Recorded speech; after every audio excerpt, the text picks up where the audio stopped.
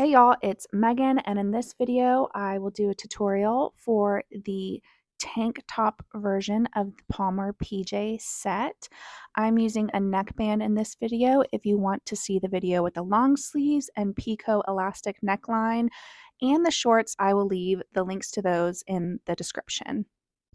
After you get your pieces cut, the first step in the tank top is going to be to sew the front and backs together at the shoulder and the side seam. So you're going to put the front and back right sides together and stitch with a 1/2 inch seam allowance at both shoulders and then both side seams. Then you can set your top aside for a minute and we are going to sew our neckband. I do like to create a center crease by just pressing it in half wrong sides together. And then you're going to fold it in half the other way with the right sides together and stitch the short ends together to create a loop. And then fold it wrong sides together again to enclose that seam. And I'm quickly finding the quarter points here by finding the center front and then matching the center front and back seam. And then I'm going to do the same thing to the neckline.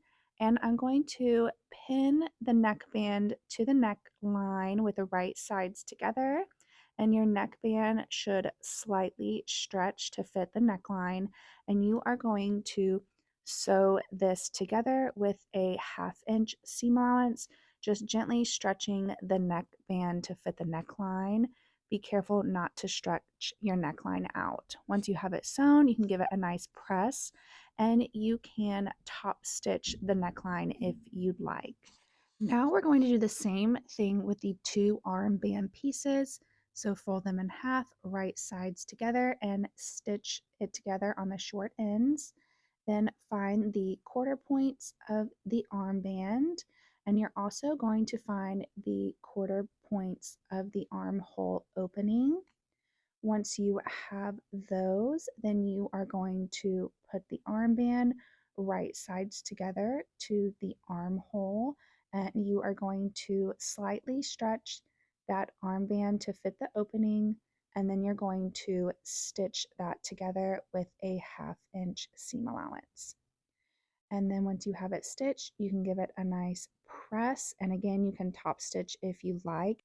And you're going to repeat those steps with the other armband and armhole opening.